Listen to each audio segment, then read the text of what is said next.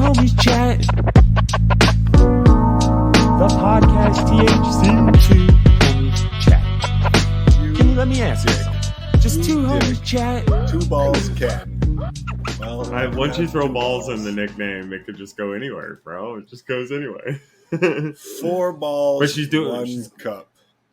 Four balls, one. That would be the intro too. It'd be like 4 balls, 1 cup. Like the old Budweiser commercial. You remember the old Bud? Why? Zer.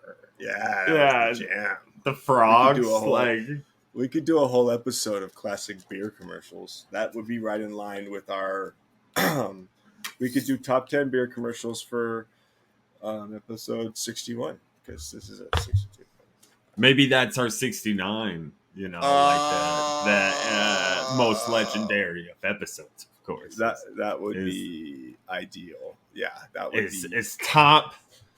Mount Rushmore, of course. You know, probably Dos Equis guy is probably one. He's up there. One most interesting man in the world. I don't know. I also like the. But I'm a big fan of the Bush commercials when they crack it open and they go Bush. Yeah, I'm just a big fan of that. Like you said, we could go down all sorts.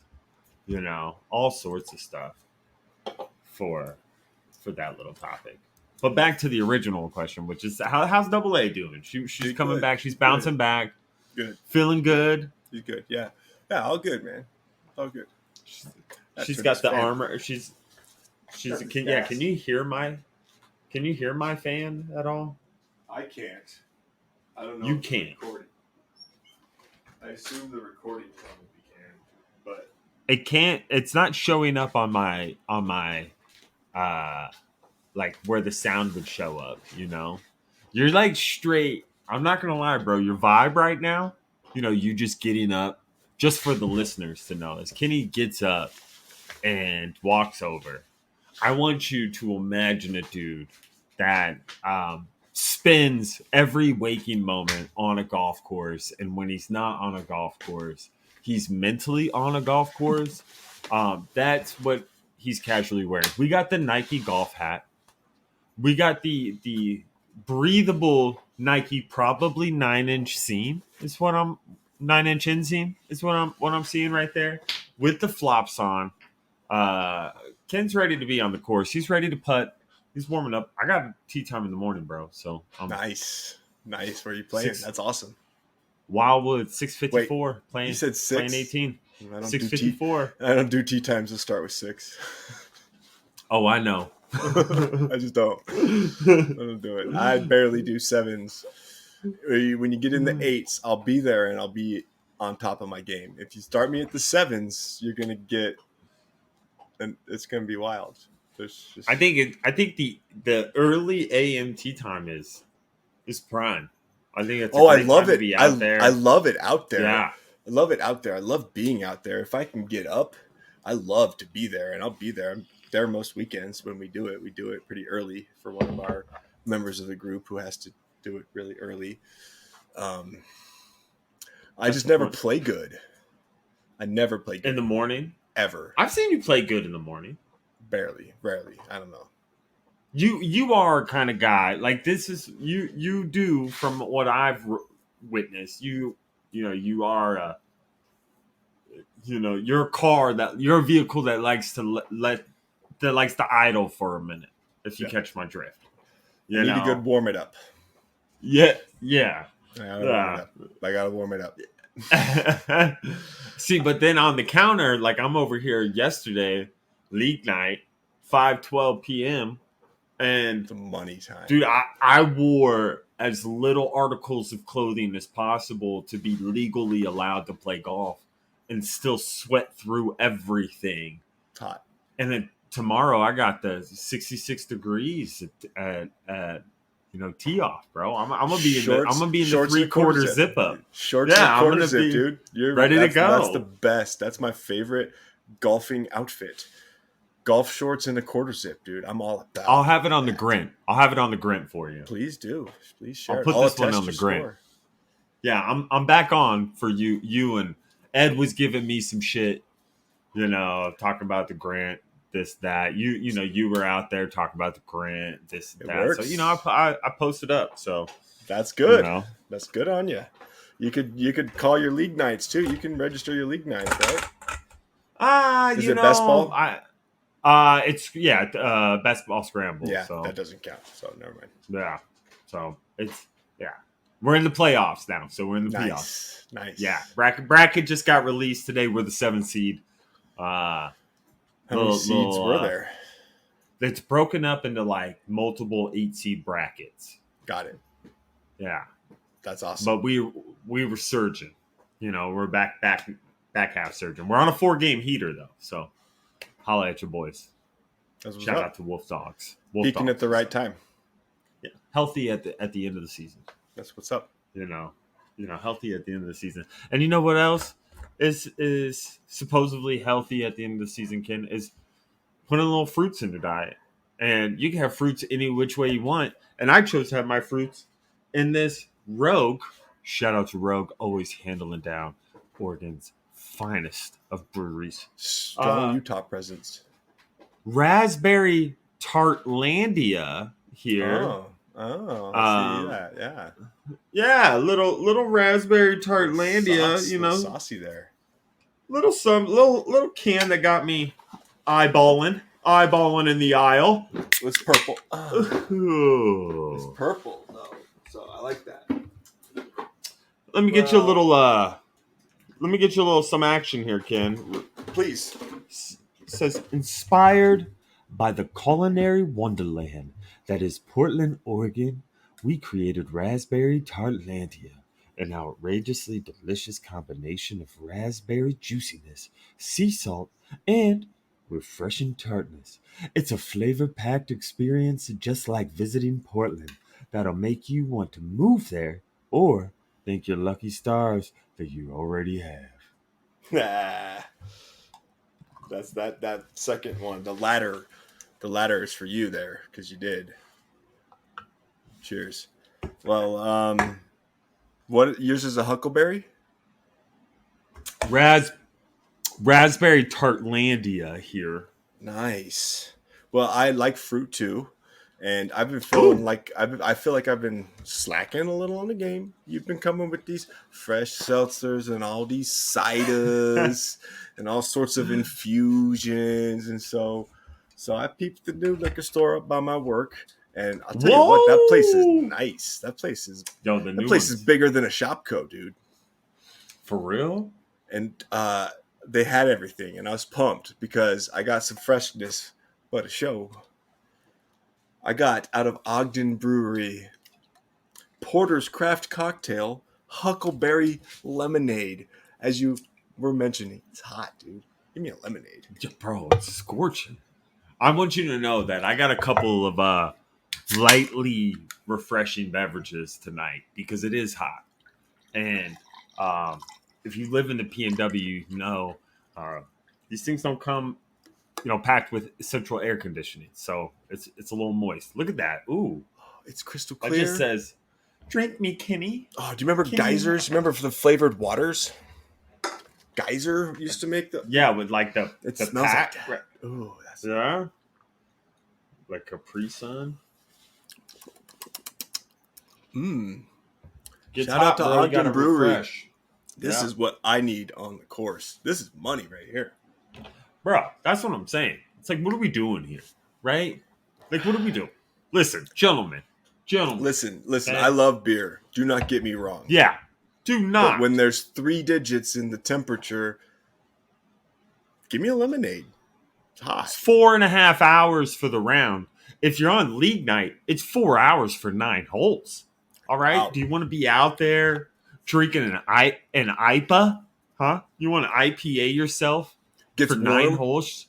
Just like drinking milk, a beverage. Oh, Mr. I brought the double black lager. Come on. What are we doing here? What are we doing now? You give me a fizzy. You give me something light. Yeah. Give me like a few of the lights.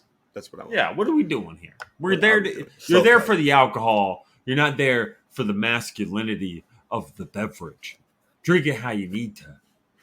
Well, I No. agree with you there because the appropriate beverage for the appropriate occasion is just as important as the appropriate music for the appropriate situation.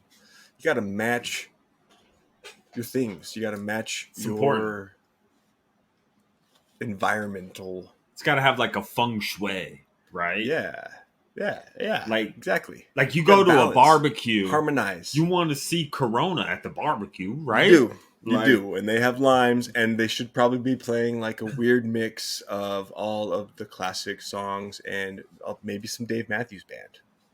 yeah, some instrumentals, some fish, Fish. long running I want to hear jam it, band type shit. dude. I could tell you what I could throw bags all day. I could cornhole all day at the Ooh, barbecue. my guy's with some tossing Dave bags Matthews all Band day. playing. I could left hand, right hand, bag tossing fool over here. The situation calls for it, but I don't want to. I don't want to. I don't want to do that in other situations. You know what I mean? Like I don't want to hear Dave Matthews and be handed a Corona as I walk up to the ski lift. Or like what you're saying is that like when Josh Rosen is taking the first snap of the season for the Cleveland Browns after they just He's not invested taking a $250 million into Deshaun Watson, that you don't want a seltzer. You want a thick, nice IPA that's going to go with the smoked meats you have, to go with the 42-6 loss that you're going to if Rosen consume takes as well. any snaps for the Cleveland Browns, I want something way stronger than an IPA, bro. I'm gonna need some stronger shit, and that's not gonna happen. It's not gonna happen. Fourth quarterback, they're just filling the room because Baker left. They're filling the room. They've always carried 4. He's never gonna see the field. I have we talked a little bit about this last episode. I kind of sprinkled it into the fire round for you before we sunset off that episode. But sports conspiracy theories, Kenny, and I have a conspiracy theory that the Browns are the most relevant, non-relevant friend. Like look at this. Like for like the last 5 years, we have been talking about the Cleveland Browns constantly. Mm-hmm. That's true. And what have they really done? Like, it's almost like, it's like, for an example, like, I think the PGA Tour is in cahoots with the Live Tour. And they are creating this volatility to create more media attention, just like the NBA does with things where they're like, let's throw out some random report that LeBron James wants Carmelo Anthony, Kevin Durant, Dwayne Wade back. Like they just throw out fake stuff to drive maybe media. I don't know. I hadn't thought of that yet. PGA Live conspiracy theory, bro. That would explain the almost unreasonable response by the PGA Tour. They're just like reading cue cards, basically. Are we talking about anything else in golf other than what's going on with the Live Tour? No, not at all. What? That's my conspiracy You theory. You sent me an article I didn't read. That's all right. Give me the Cliff Notes really quick for the listeners. It's just about Cliff Notes are just what are the conspiracy theories in sports, Like, what do you think could be like? So here, I'll give you the rundown. Okay, here's a couple conspiracy theories that they have listed in the NBA. Rigged Game 6 of the 2002 Western Conference Finals to save the Los Angeles Lakers season. That's one. Here's a fun one. Cal Ripken Jr.'s record streak of games played was saved by an intentional power outage. Right? Something like that. Where, as said in the Last Dance documentary, Michael Jordan's first retirement was a secret suspension for gambling. Right? Do you remember that? Like, so kind of something like that was kind of what I've had on my mind. So you're saying that things. The Browns might be one of those where they're just like, no matter how hard they try, they're going to just be have an awful quarterback. That And no, then- like they're And then just you're always relevant, but yet never are gonna they? precipice, never gonna quite get there. And then now this is what I'm interested in here because I haven't thought about this before. The PGA Tour and the Live Tour are secretly in cahoots Cahoots. to maximize media coverage of golf. Is what you're saying. I've never seen more golf headlines in my life, and I'm a golf fan. Like, I don't like follow the other sports on my news app on my phone. I follow golf and like some news channels and stuff. I get my those news elsewhere, but there's not a lot of golf headlines really ever. It's usually just like how to hit your wedges cleaner, and I'm like, ooh, Yeah, please. like or focus on your posture. what's Make in sure that Bryson you finish DeChambeau's the- bag. Yeah, I like stuff Dumb. like that too. So, you know, but- real quick, Kenny, I'm gonna grab something out of my bag before I answer your question. All right, And all right, Caddyshack, tell us what you got. I don't know if Bryson DeChambeau is drinking this, but I'm about to have something I thought represented the show real well. You know, because in our inner soul or in our inner being, I guess we're just a couple of beach boys. You know, we're just a couple of beach boys. All about them Right, good and- vibrations, dude. P&W loves their squatch. You know, Yeah, shout out yeah. to Stormbreaker, Portland, Oregon. This is a little grapefruit lime and blood orange sour ale. Keeping it on trend, bro. Shout out Bryson bro. That crack clipped in my headphones. It was so epic. My headphones were like, sorry, can't do it.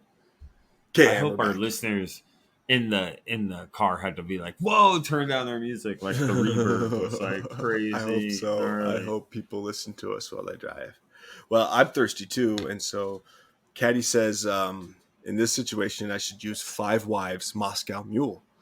Also out of Ogden Brewery to follow up with my raspberry lemonade, huckleberry lemonade that I had earlier. You had the raspberry, I had the huckleberry. I'm gonna try my I'll be your first Huckleberry. ever Moscow Mule. Now you'll get a kick out of the can. 5 Wives. Oh yeah, classic. There they are, classic. like Utah. Yeah. Hardy. Hardy. Polygamy. Anyways. Polygamy. Shame. I'm gonna have one of these. See how it goes. I'm a big ginger ale guy, ginger beer guy. I'm a ginger guy. I got a ginger Yeah. candle in my room. Look at you. I have ginger I'm chews in the impressed. truck. I'm a ginger guy. I'm a believer in the root. I'm a believer in most roots, to be completely honest. But this is my first Moscow Mule, so cheers. Good to be here. Oh, that's Ooh, good. that's strong.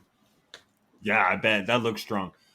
Like my strong take on the Live Tour and the PGA Tour in cahoots. Like you said, Kenny, you've never seen more golf notifications in your life. It's true. It's true. And if you were to start something from the ground up and you needed some marketing, who wouldn't you want to help you other than the most prominent league? So really, while the PGA Tour is kind of crying foul, although they're really kind of showing out they're kind of a bunch of babies, I think in reality on the back end, they're promoting the Live Tour, and eventually there will be a partnership going forward. It's all back. It's all under the money. Hush money. It's all deep pocket money, bro. Because of how strong and whiny the PGA Tour stance has been, although I'm in their corner, I don't think that that's real.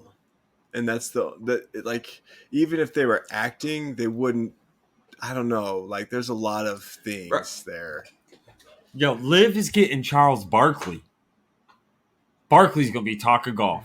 You telling me you don't want to listen to Barkley talk golf? I do. On what station? Right. On what channel? Faraday. That's the problem. They're getting that online streaming, right? So all they're getting is ad revenue. They're controlling Those guys the are rights signing up so because they it's can stream $100, it how they want. $200, $300 million contract, $50 million contract to do something that nobody's going to watch. Okay, so here's the thing, right? Nobody's gonna watch. Is right. I was having this discussion last night, right? Like in reality, golf is made up of like a handful of tournaments, right? Like revenue stream rise, like what generates the most viewership, Masters, right? Open, the Right, FedEx all the Cup, majors, Ryder Cup, President's FedEx Cup, Cup, President's Cup. right? Uh, yeah. So as you look at like really kind of mass, outside of that, like who's real outside of golf people, who's really watching the Travelers? Who's watching the John Deere? Right? Who's watching the 3M Open? I'm Right? watching But all those. yeah, outside of golf fans, but All like right. Masters week generates regular sports fans, like people that don't You're typically right. watch No, golf. you're right. Right? You're right. You're right. Like people Especially that watch timing golf of and those take a nap. events. Yeah. Especially Yeah. timing of those So events like is important too, and it's definitely well choreographed for sure. You're right. A lot of truth there, I'm just bro. saying, like, so if you can, are you really? I did one golf. You know golf, bro. Like, let's just be real. Golf is a sport created by rich people for rich people. It's hard to play golf if you don't have any money. It's It's true. not a sport. Like all the best players in the world that you're watching grew up playing in country clubs outside of freaking Tony Finau, who was hitting in a garage in West Valley. Word. Like, That's my dude. you know what I mean? That's why I Like, wear the Tony so Finau hat. yeah, like outside, like at the end of the day, like golf is, like, so are you really worried about viewership, or are you more concerned about like fan attendance and interest, and are your revenue streams in other areas, like the more people are golfing, the more people that are consuming product, the more Nike invest into the game itself, the more people buy Callaway product, the more Callaway invest, you know what I mean? Like it's like, is really your concern TV viewership outside of those major tournaments, or I is your will, concern like in-person viewership? You know, or just general like interest. Like, is this trying to get yeah, ahead of the curve, like baseball should have done 10 years ago? changing their whole concept. I don't know, man. There was something weird that would maybe support your theory that I noticed recently. Is there hasn't been Talk to any me. sponsorship noise for these players switching tours, and we're talking about one less appearance a week that they're now making because they're only playing 3 days, not 4. They're playing considerably less events, and Dustin Johnson's commercials are still on the TV during the Open. So it's like Yeah, the sponsors don't seem to care, and that to me is interesting. Usually, when there's some stuff like this happening, people will lose sponsorships over it. People that are partnered strongly with the PGA Tour will pick that side and drop guys that, and there hasn't been any of that. So maybe do that's a you think little that? trick. That Let maybe me that's a let little me. piece of evidence to support your theory there. Do you think the sponsorships are more like, man, why is the PGA bitching so much? Because like you think like Nike's competing with Adidas and Callaway and Titleist and all those other brands that are selling hats and slinger products, right?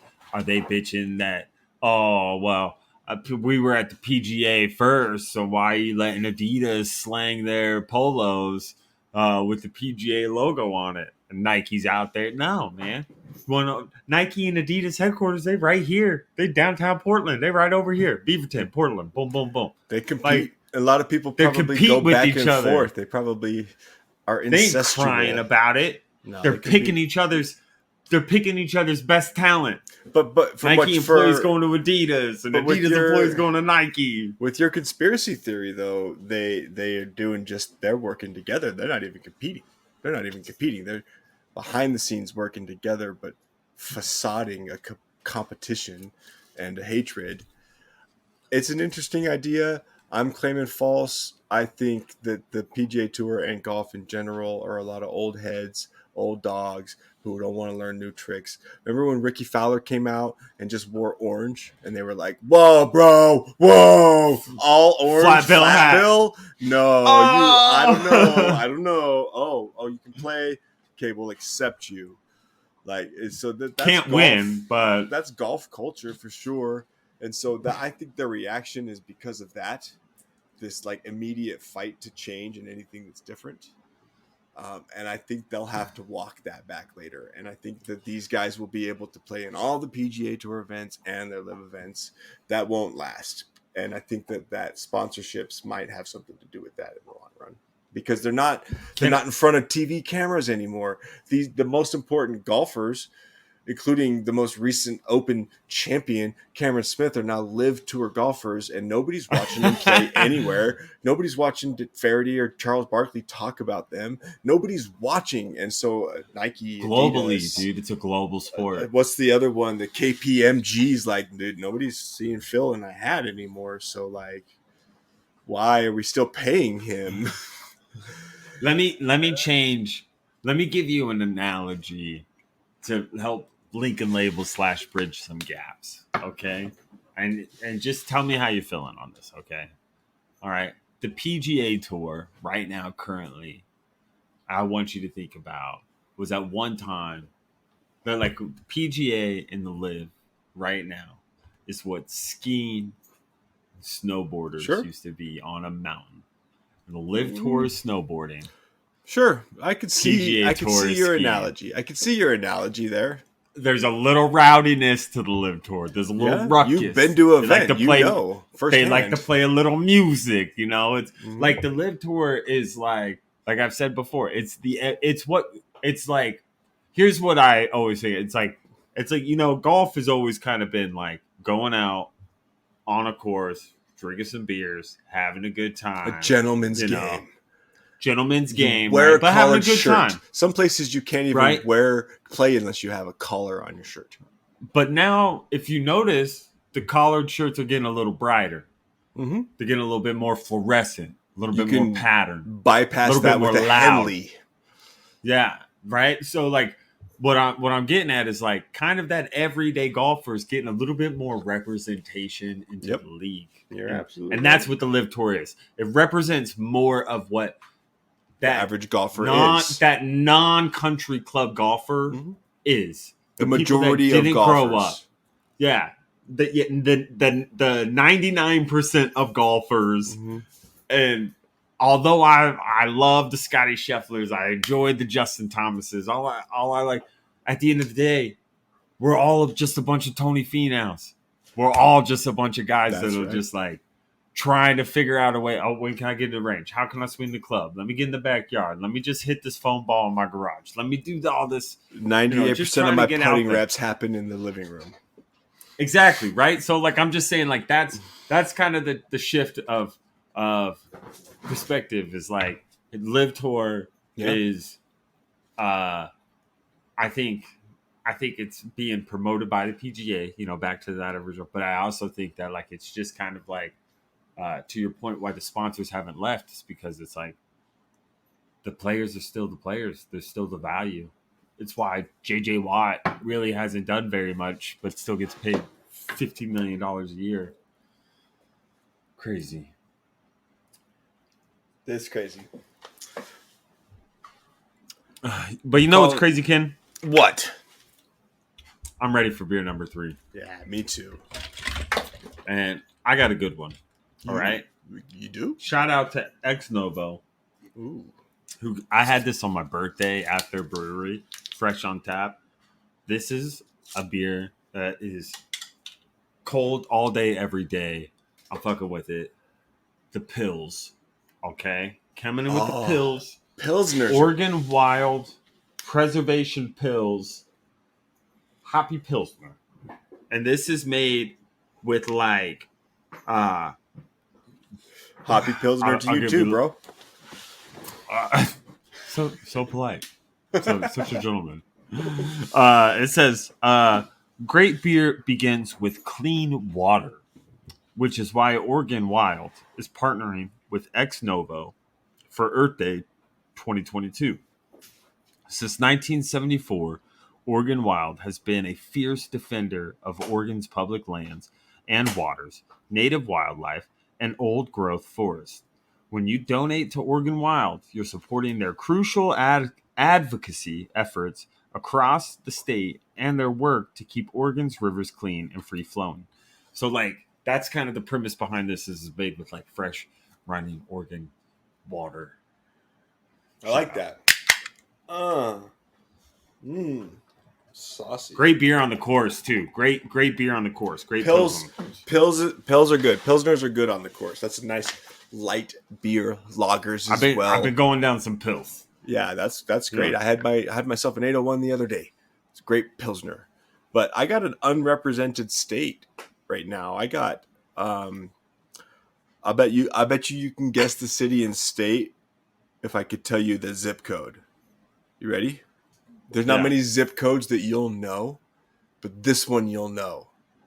60652.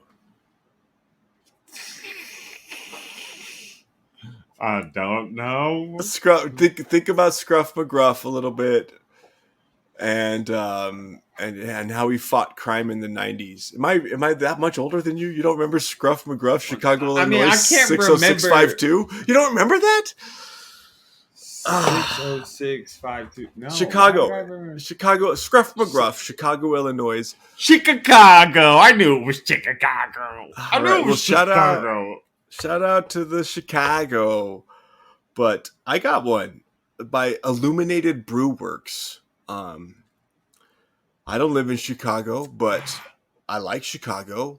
So we're going to rep it here on the show. I don't know if we have any listeners in Chicago. If we do, holler at us. And try this one. We got one outside Chicago. This Shout one out to is my called brother Josh. Yo, shout out Josh, Junior Astronaut Juice.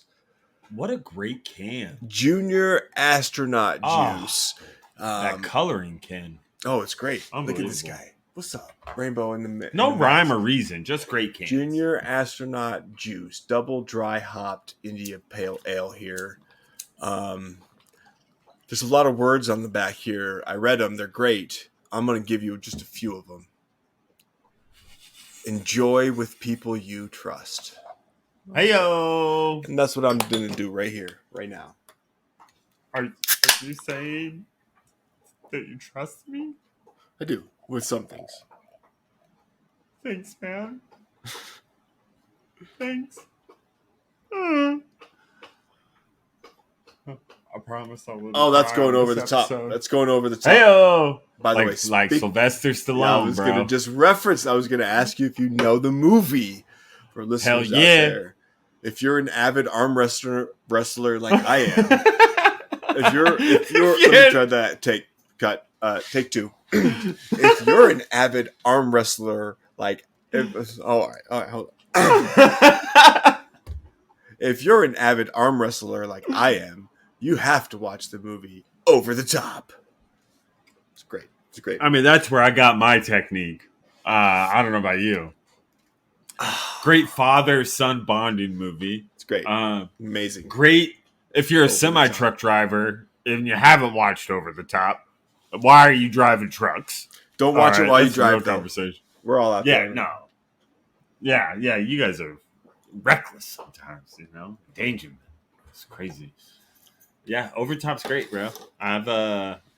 It's been in my repertoire for many, many, many moons. And I'm proud of you for knowing it. Oh, of course. Oh, this is Speaking delicious. Of Over the Top, Chicago. Is it good? I don't know if it's Chicago? made with Chicago river water or not, but it's delicious. Speaking of Over the Top, though, Ken, I got something that I kind of had a little over the top reaction when it first happened, and Deborah had to handle it. You know, I'm interested. She's patient, but I recently found out that I've been living a lie for about 17 years. And No it's really shit. hard. A lie? Yeah, a lie, dude. Like a lie, lie. You know. So, which lie did you discover this time? So this is what happened, man. So recently went to a winery with some friends. Got a homie named Alex. What winery? He's Tualatin Valley Estates. Is that Wolf Dogs, precise. Alex? No. Wolf Dogs Alex is not taller than me. This Right. Alex is taller than me. Kind of like how Now I can tell you them might apart, actually, thanks. yeah, you might actually want to get checked after this. All right, that's all I'm saying. So we were all sitting there having some wine, having a nice, delicious afternoon. Sip, cheers, cheers, laughs. A little charcuterie. Shout out to the brie cheese. I fuck with that, Charcuterie? Yeah, butterfly crackers, dog. You know what I'm saying? So anyway, we hit the lineup. We're going through. We all decide on a bottle. We had a Groupon. Tasting for $40 wine credit. That's how they do it up here. Come visit. We'll Groupon wine tasting ourselves. Is that like what, a quarter of a bottle? What, like the tasting? $40 worth of wine? That's like No, it just depends on what you get. So you can get like 2 bottles and pay like $5. Like it'd be like $45 for 2 bottles, or like you can get one fancy bottle if you wanted to. You can even get a fancier bottle. Charcuterie is on the menu. You can choose your cheeses. Yeah, I had to choose between brie and an aged sharp cheddar. And you chose the brie. I like your choice. You're at a winery trying new things, but I love an aged sharp white cheddar. It took a minute to make my firm decision. I think you made the right call. I think I did too with the salami. Oh, sounds delicious. I want some charcuterie. It was good. There's a charcuterie place that just opened up here in Pleasant Grove. Yeah, shout out to the Cahoots. They is that the name of it? Cahoots? I'll look it up. Because that'd be a great name for a charcuterie. Keep going with your place. story. I'll look it up. So yeah, our friend's name's Aaron Alex.